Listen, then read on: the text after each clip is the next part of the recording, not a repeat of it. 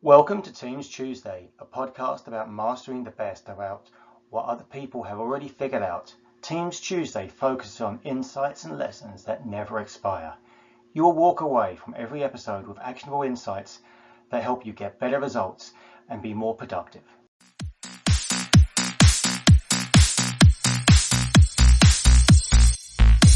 This was about as bizarre and easy as it gets.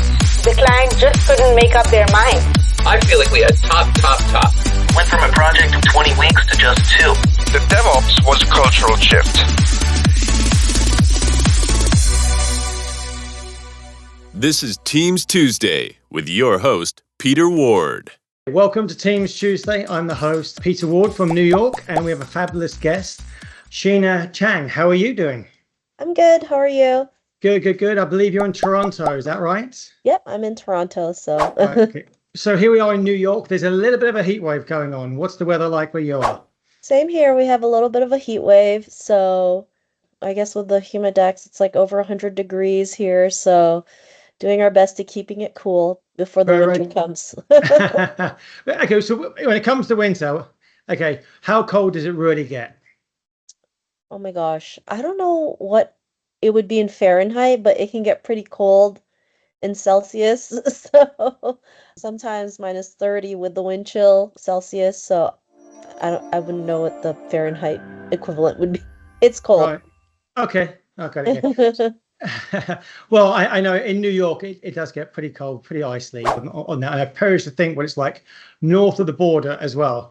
So I understand, I'm looking at your bio here, your best-selling speaker, and from your virtual backdrop here, I see you've got a few books here, The Confidence Gap. So tell me, you've had a book recently published this year, correct? Yep. Okay, and did you want to share a little bit about that, about how that book came about?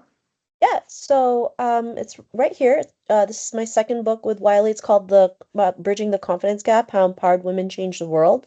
And this really stems from a report from the World Economic Forum mentioning that total gender parity would be achieved at the earliest in the year 2154. But that's when I wrote the book last summer. So as of today, it's actually delayed 4 more years. And so now they're saying 2158. And so that gap is about, as women, we're more than capable to go out there and make things happen, but how we perceive ourselves hold us back. So having that self-belief is really important. Without that self-belief, you're not going to go out there and take charge, forge your own path, go for that promotion, apply for that job, start a business. And so the book touches on that and things like imposter syndrome, the importance of self-promotion, especially for women. We've been taught that it's deemed as tacky or not ladylike, but it really is empowering, and the importance of having more women in leadership, and how it creates win-win situations for everybody. So you said a few things there which of interest. Like you mentioned the date. Was that date when? What did that date and what was the statistic, and how did that statistic come about? Do you just rewind a little bit? Yeah. That caught my interest. It was something that the World Economic Forum mentioned. I think it stemmed from the lockdown that we had in 2020. It set us back a couple steps back with what happened during the lockdown. More women had to leave their jobs. I think in the month of December in the States, there was like 100% employment rate for women or something like crazy like that. And if you look at it, there was more women, like just higher reports of domestic abuse because everyone was stuck inside. So a lot of these kind of set us back over 100 years to do that. So I think if you check the World Economic Forum, they have the measurements for that or how they calculated that. But it did start from the lockdown in 2020. So the prediction you're saying by 2050, 54. What's the prediction of what you're hoping to achieve, where you're hoping the statistics will be? Well, I'd love to have it less, like a lot closer, of course. We don't want to wait 133 years for total gender parity to be achieved. And so hopefully the book, it helps women see things from a different perspective, have a different mindset shift, really showcase what they're capable of, because we are all capable of doing something great. Is it easy? definitely not. There's a lot of challenges, setbacks. Life isn't always linear. I think the pandemic was a clear indication that everything can just shut down in an instant. And so learning to pivot, learning to move forward, even if it's imperfect, learning to fail forward to really create the innovation that we want. I think, when it comes to Microsoft and what they've been able to achieve, I'm sure it wasn't an easy thing to do, but the fact they're able to create so many different things to help people make their lives a little bit easier came with a lot of trial and error, innovation, a lot of failure to get to where they are today. Well, I think that's like a lot of, or like I said, life is not linear. I think if you look at a lot of successful companies, they've had a lot of, to get a breakthrough, you need a breakdown. Yeah. Okay, and you need to take risks, and sometimes the risks don't work, and you have to hit the reset button and figure out what exactly happened to get back on track. Yeah. On that front. So I understand. Okay, so you're from the Philippines. You moved to Canada, and your first sales associate job was in Walmart. Okay. Yes. Okay. I started my first job. I worked in a retail stacking shelves in a supermarket as well. And SharePoint. SharePoint 2010. Tell me about your first experience there. I think it was in around 2010. Of course, when something new happens, it's not always perfect, but it got the job done. So I think when it comes to new technology, we always want everything to be perfect, but that's not always the case. There's going to be some hiccups, but it's those hiccups that help us learn to improve it and become better as we utilize it. Yep. No. Totally agree on that front. And so obviously in the SharePoint world, you've moved on to things like the Power Platform. Okay. And, that's one of your favorite tools in the SharePoint ecosystem, the Power Platform, Power Apps, Power Automate, and the whole Power BI. Yes. Okay.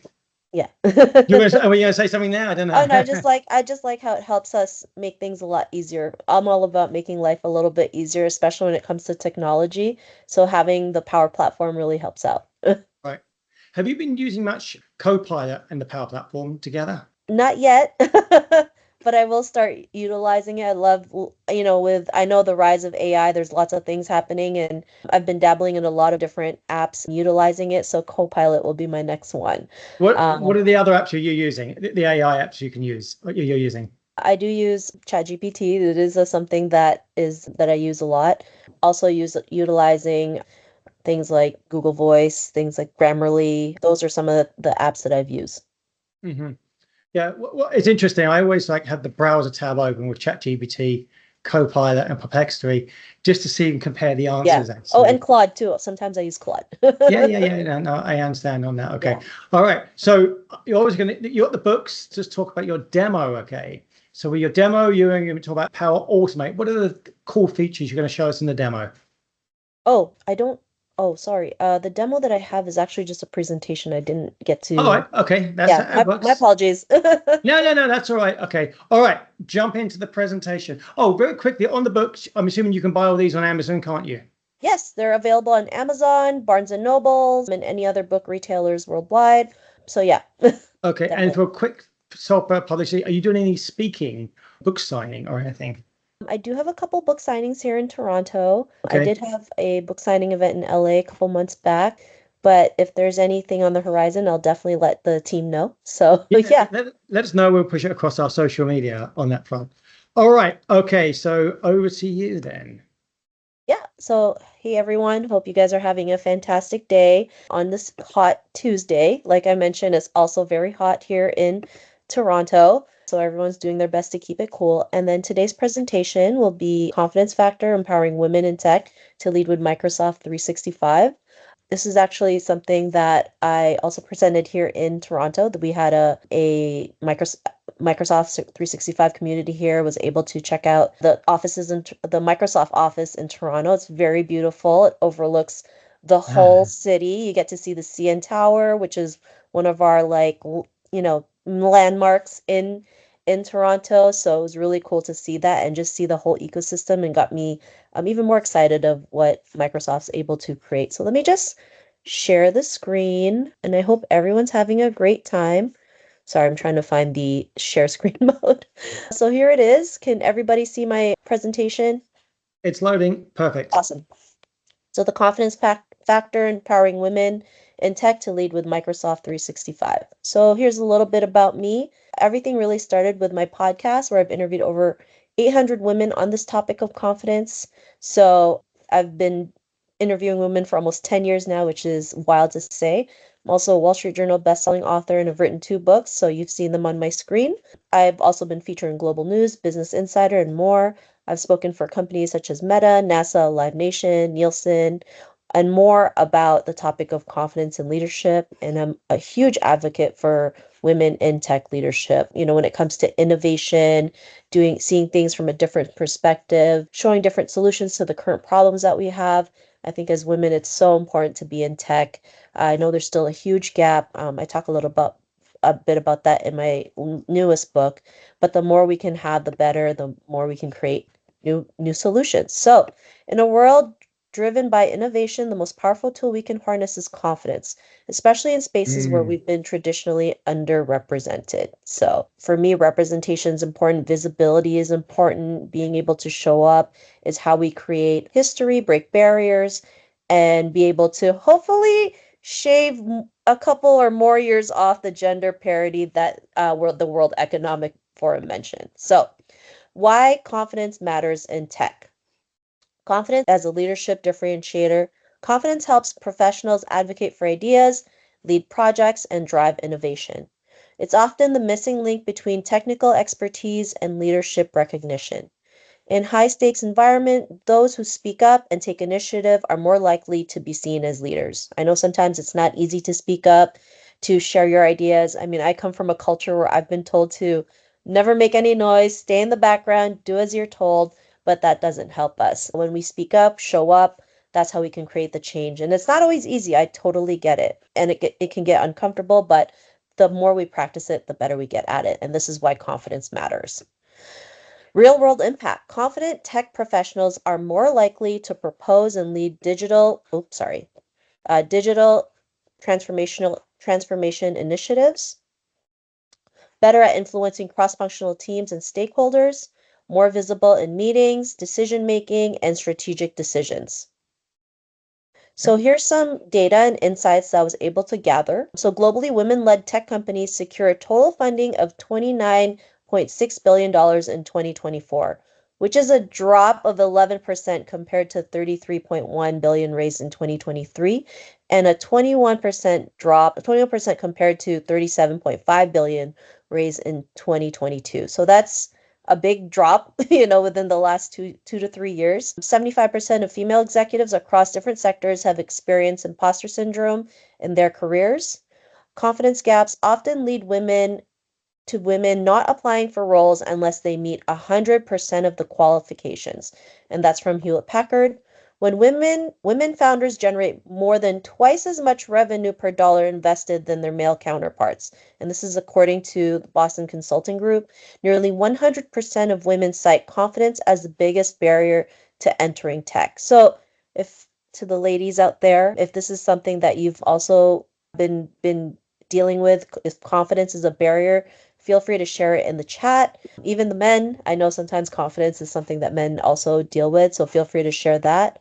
Just go back a slide on that. Let's go a little bit deeper on. Go back a slide if you can. Yeah, sorry. Okay. I'm like. Okay. Second, women founders generate twice as much. That's an interesting statistic. That's a great statistic. Why do you think that is? Because that is one hell of a statistic.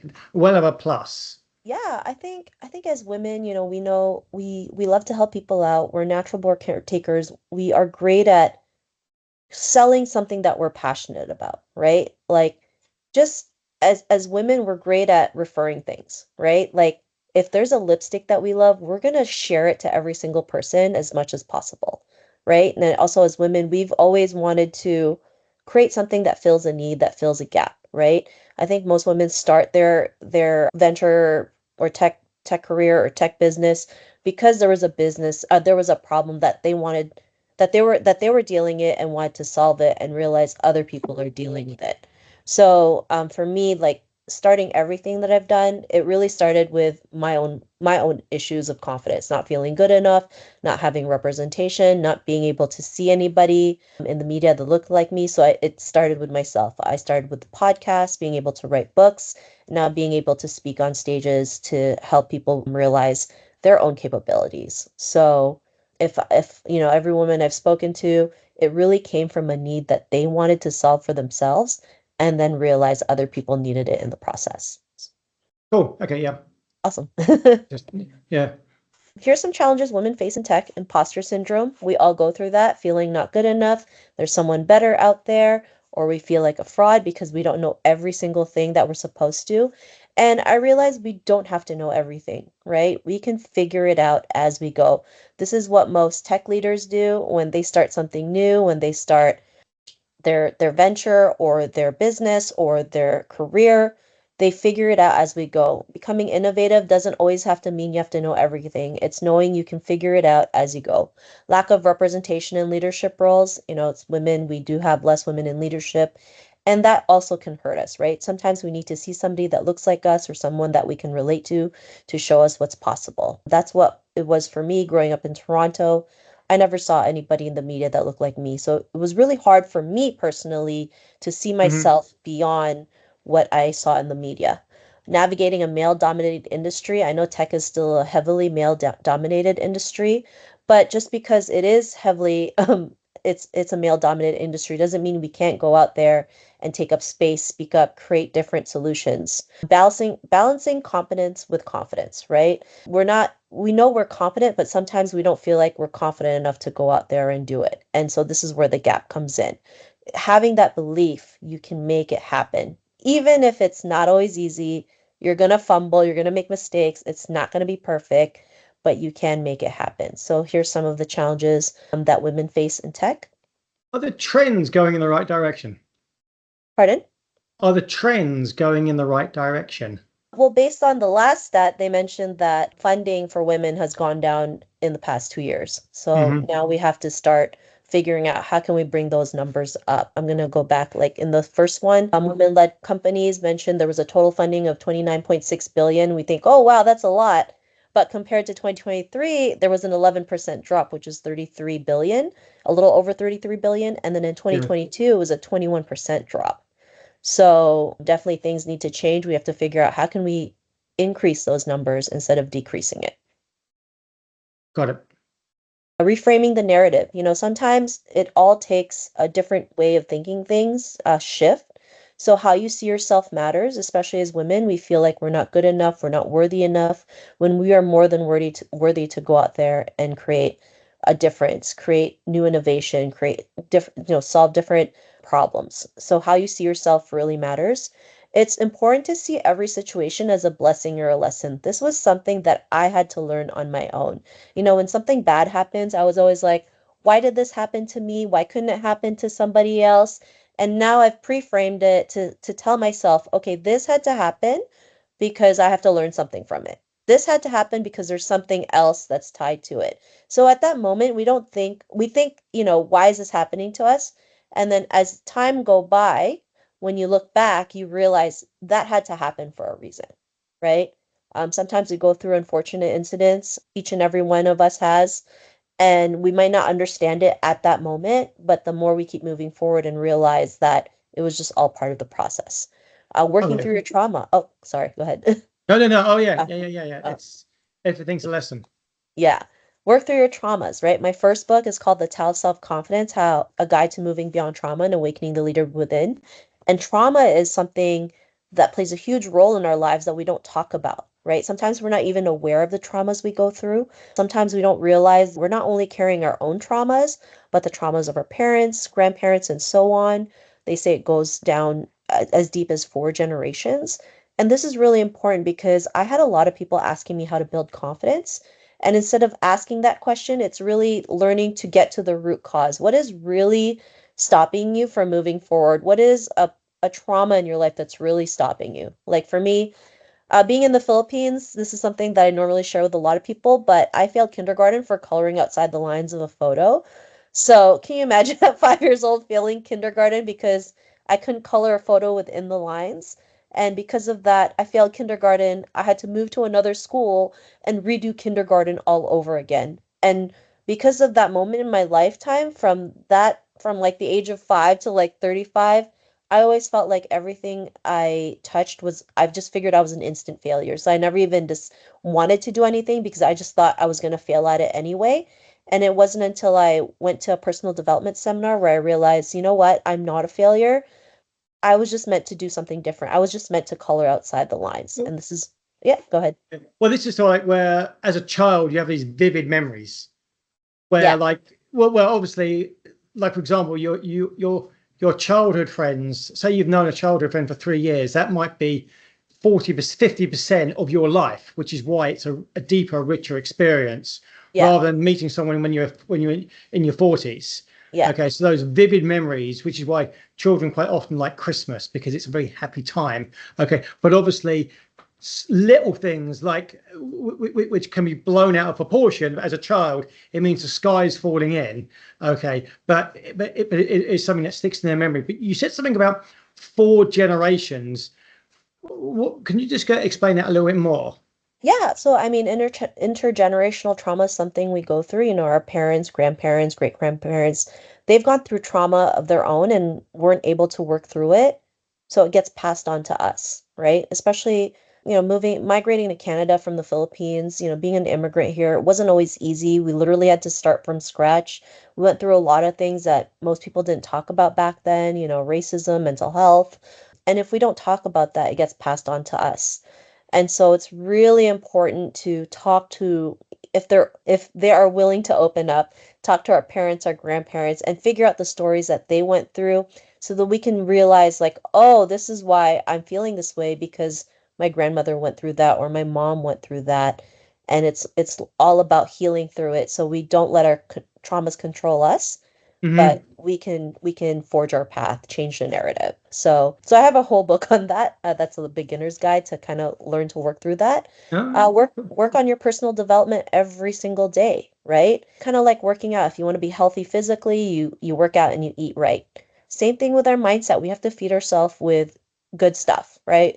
Reading personal development books, listening to interviews, and that doesn't mean you're always going to be positive. Okay, we're human. So there's going to be times where we're going to be negative about things, but now we have the tools and resources to work on our mindset when that thing happens. So, because there's also such a thing as toxic positivity when it's too much, because that's unrealistic.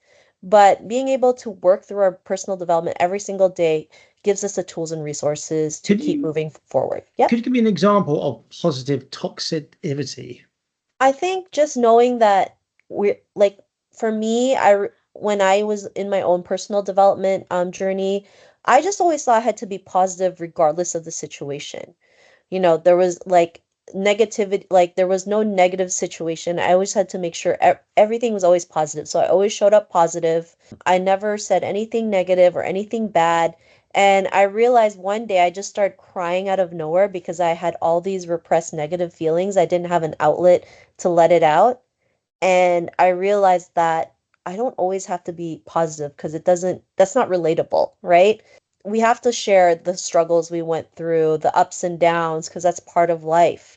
Like I never talked about getting rejected I always get rejected, I get rejected 100 times or 99 out of 100 times, right? And I think that's part of life, right? We're going to get rejected, but rejection is also how we build confidence to keep moving forward. Yeah. So, yeah. It kind of reminds me of did you hear about the CEO of Zappo, in the shoe company? He committed suicide? Did you hear about this? Oh, yeah. I think that was like about 3 or 4 years ago, correct? Yeah. So he was always happy. Everything was happy and everything, but he was on drugs and he committed suicide. It was on like an overdose or whatever. But basically, he was suppressing his feelings. Yeah. And everything. Okay, and there's something about grief where you go like the 7 stages, which is quite natural. Okay, so therefore, but if you try and hide it and suppress it, it's almost like it's a classic case of what you resist will always persist. Yeah. So, yeah, I think sometimes we think, mental health looks like someone who's depressed. Mental health can also look like someone who's happy and not realize they have skeletons that they're fighting deep or demons that they're fighting. that they're not sharing to everybody else. So it's important to check on our loved ones, even if we think everything's fine. Yeah. Oh, yeah, that's so true. Yes. Yeah. So overcoming imposter syndrome, I know we all go through that, myself included. I remember when I got approached to writing my books, I almost said no because I was like, I don't know if I'm the poster child for leadership. I don't know what that looks like. I don't even know if I consider myself as a leader. And so I really had to work through that and have the right support system to help me push forward and write not one but two books. So here's some ways to overcome it. Acknowledge and validate your feelings. Like I mentioned, if you're going through sadness, it's okay. Acknowledge it and validate it because we're human. We're going to go through ups and downs in life. Practice self-compassion. I think we're hardest on ourselves always, right? We like to be our own worst enemy when we need to be our own best friend. So practicing self-compassion is important. Focus on facts and evidence of your accomplishments. I think that's important to do to, write down some of the things, have like a brag book, share everything that you've accomplished and you've realized you've accomplished more than you think, right? And that just is a reminder of how amazing you are. Talk to someone you trust, right? You don't have to do this alone. You're in this talk for a reason, you're in a community for a reason because you don't have to be in this journey alone. Remember your worth, especially as women, we feel like we're not worthy. Our self-worth is always decreased. And I know sometimes outside forces, society tells us certain things that also brings our worth down. So we have to remember we are more worthy than we realize. And also having repetitive self-talk. One of the things I like doing is that every time I say something negative about myself, I think about the opposite right away. And so that takes a little bit of practice to do. And it helps me just kind of have that repetitive self-talk. I noticed you don't mention journaling here.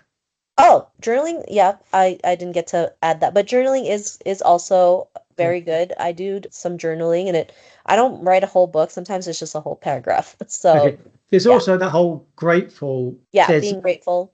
being grateful for who people are and what they are. Yeah. Okay.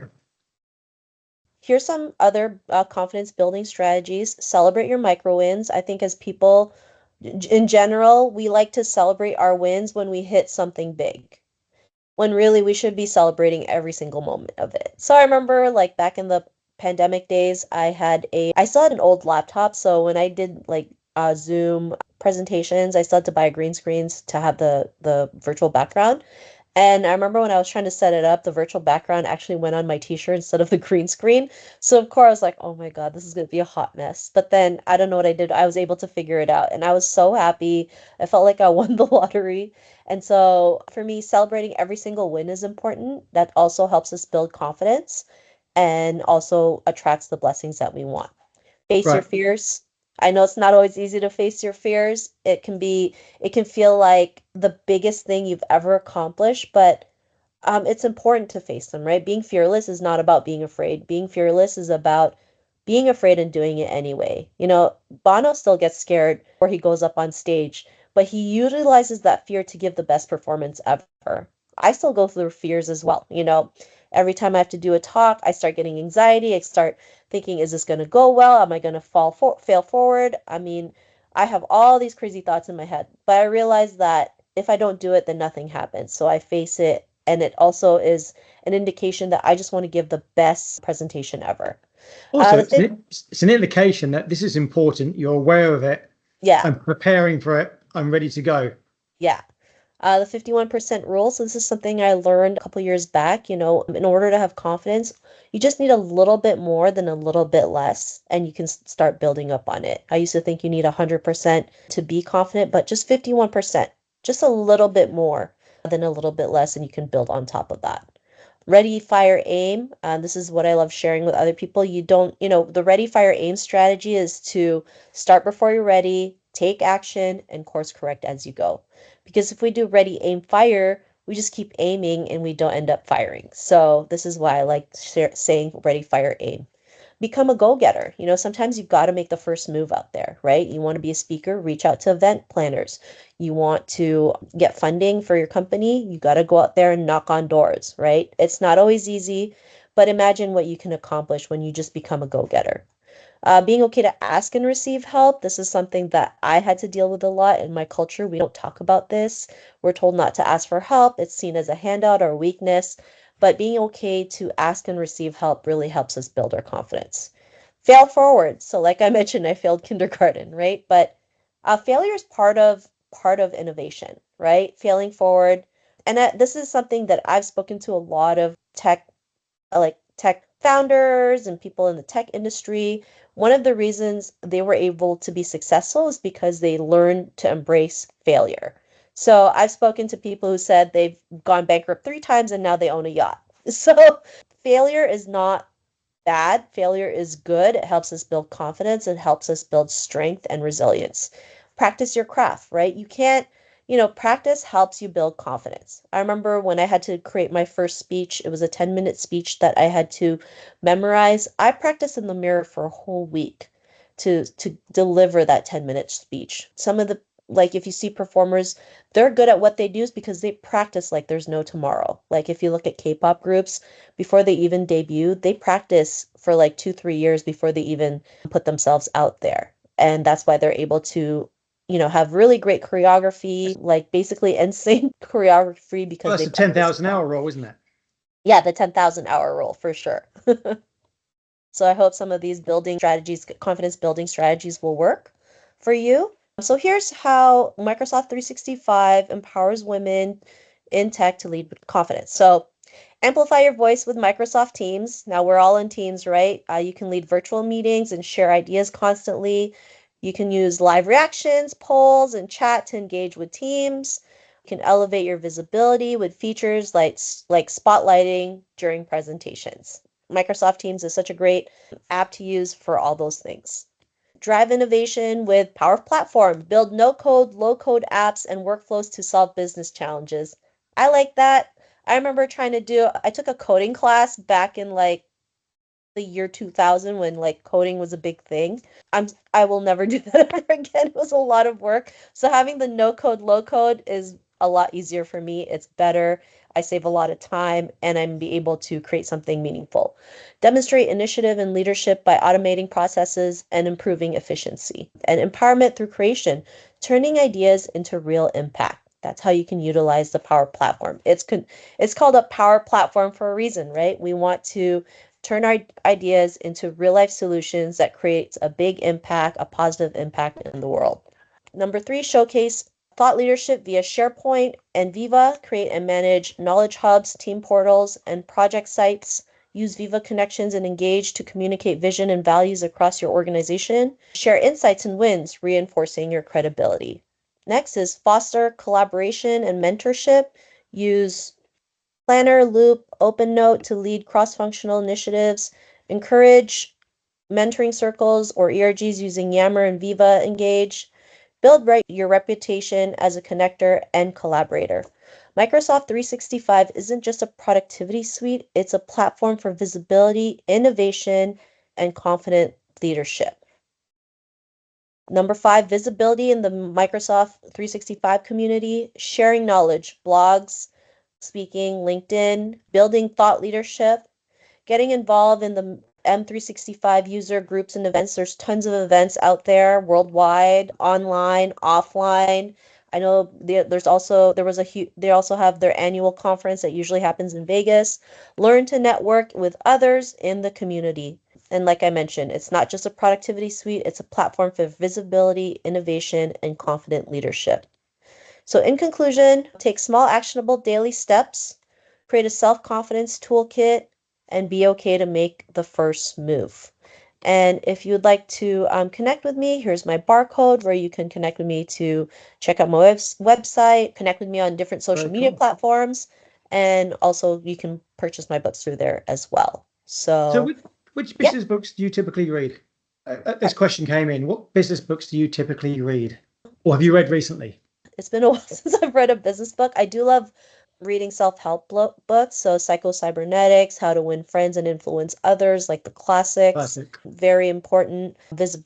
Books on visibility. So for me, visibility is so important, especially coming from, a journey where I didn't have that visibility. So for me, it was really important to create that. Very cool. And which female leaders do you sort of get inspired about or follow? I mean, there's tons. One of my favorite is Michelle Yeoh. You know, she's been able to really break barriers in Hollywood. I mean, she was the first actress to win an Oscar. And so for me, Oh, I like didn't know her, that. No. I've never heard of yeah, her. How do you spell her? What's the I'll put it in the chat. She's been in a lot of movies. She's in the movie with Ariana Grande where it's is that Oz. Wicked? Oz. She's in, Oz, Wicked.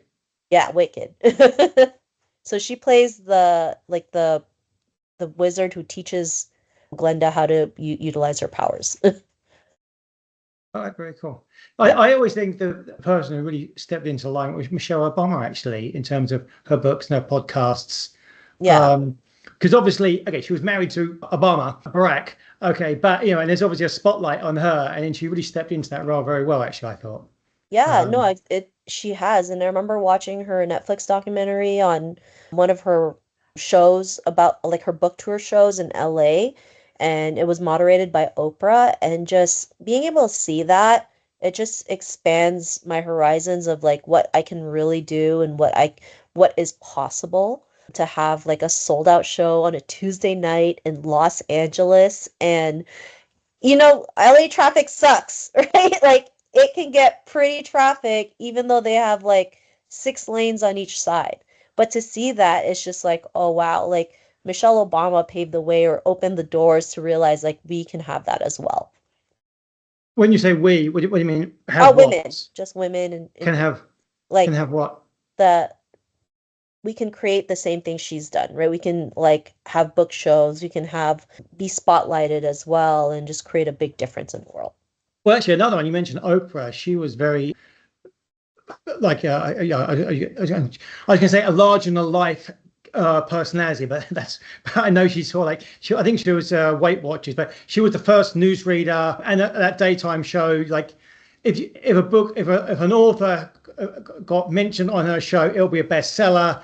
The Oprah reading list, and anyone on that show, it was just like you have made it in your career. She was actually the original influencer.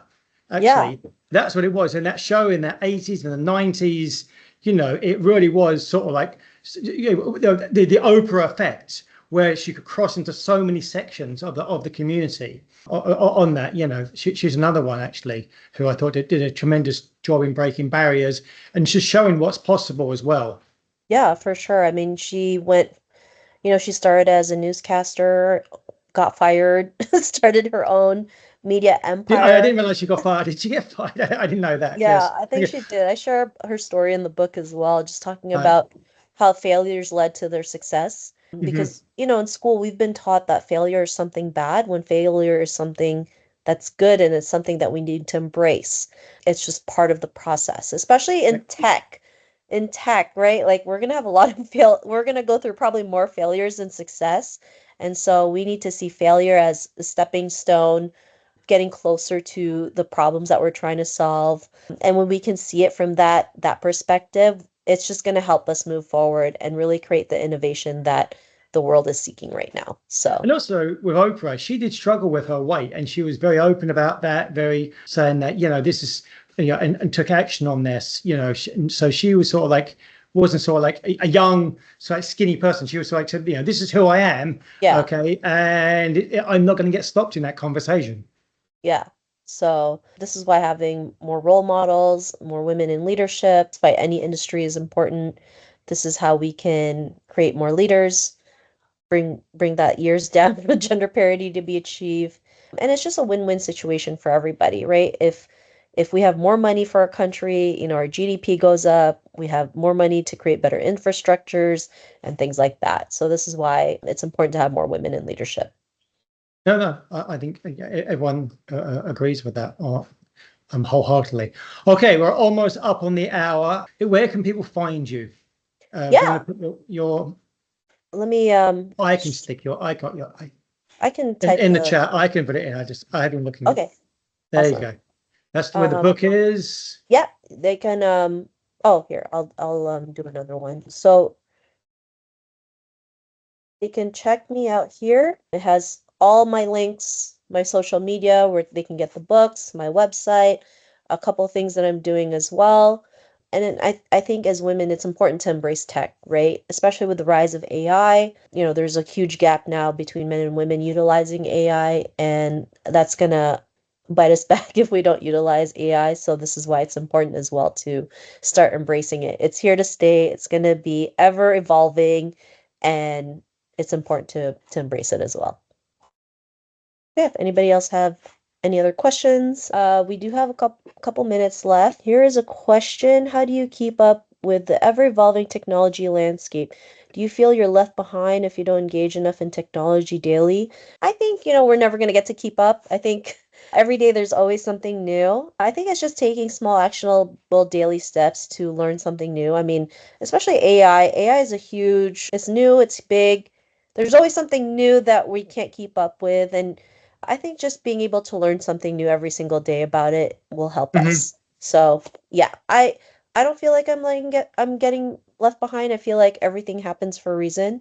So yeah. Yeah, but AI is affecting us all. Like, is it affecting women more than men, or is it just affecting us all? I definitely think it's for women. I think the trust level when it comes to AI is not as great. So that's why there's a huge gap of women utilizing it. But I believe it's here to stay. It's ever evolving, and it's important to embrace it and utilize it to help our businesses or just make our lives easier. So yeah. Well, yeah, AI is definitely here to stay. It's like Yeah. the internet, like cell phones, email. Yeah. It's Yeah. it's the next wave of technology on that. I think where a new technology, what we've experienced, well, I personally experienced is that sometimes when women have left the workforce for a few years and they come back, there's a bit. It's almost like there's a bit of a learning curve because the technologies move so quickly. Yeah. I just noticed that. So that I thought, wow, like things you have to be a bit more accommodating. Where, by the way, this is how we do things now. It's a bit different to 5 years ago. Okay? Yeah. And they can very much adapt it as well. But it's about an leveling of expectations. Where you're coming back into the workforce, right? There's a little bit more training, a little bit more onboarding, which will just get you reacquainted with the new tools and what's available. All right, okay, bye-bye. Thank you, everybody. Have a great day. Thanks.